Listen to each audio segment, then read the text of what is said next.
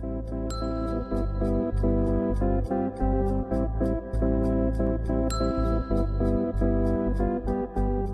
thank you. So, hello, my name is Michal Prívoznik, and today I'd like to talk about something which I have done, and I think it's very user convenient, so you might want to try it if you are using Libvirt.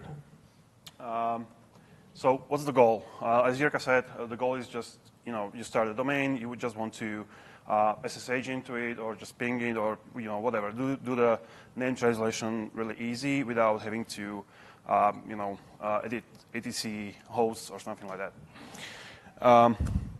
So I wrote a NSS plugin for that. What is NSS? So various functions in glibc historically needed to be configured in order to function locally correctly. And this was done basically via using files. So for instance, you would edit etc hosts or something like that. This became very impractical when the new technologies were finding their way in to glibc, for instance, DNS and others. Moreover, the order in which the files were consulted was hard-coded. So this was really impractical. And that's when glibc adopted this plugin module or plugin system, where you can basically say for one database which plugins are to be consulted and in which order. So there's way more to NSS than I'm able to cover here. So I'll focus just on the host database here.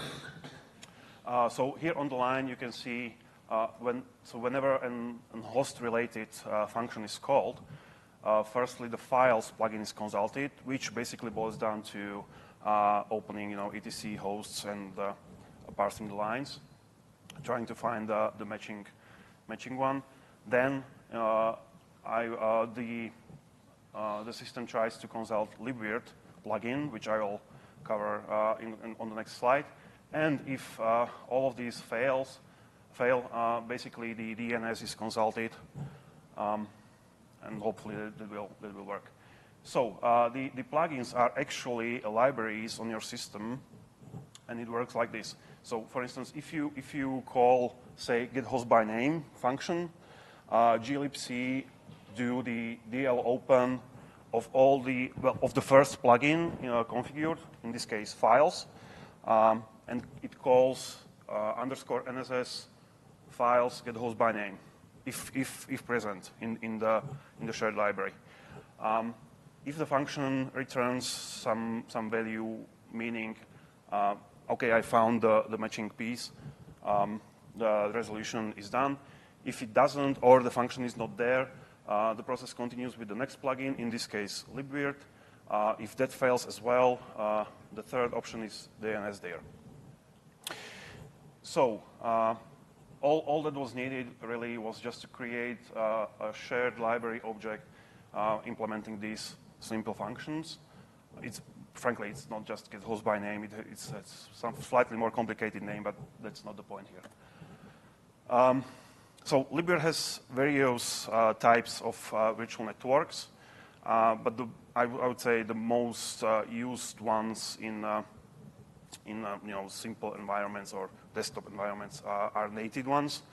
That's where Libvirt will handle IP address assignment for you, and it's done via spawning a DNS mask, which is configured in a way that whenever a new DHCP request is handled, a simple script is run which records the IP address among other fields somewhere in our database.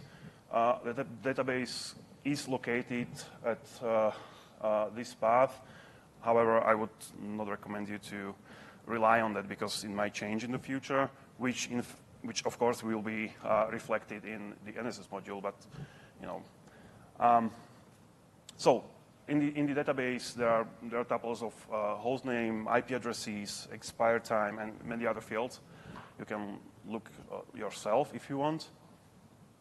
And also the database, you can view it via running this virsh command.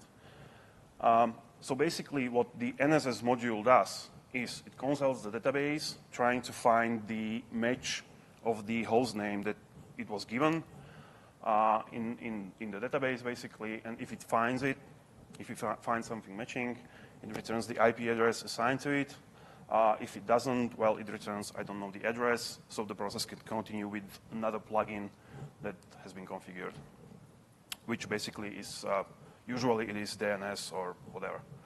So this way, you no longer need to update your etc hosts file whenever you install a new virtual machine. You can just, you just need to edit the NSS switch once, the first time you install basically the NSS plugin, and that's it. You can just use it. So I'd say that's it. Any questions? Yes? Is it packaged with any releases? Yeah, it's available under Libvirt NSS package.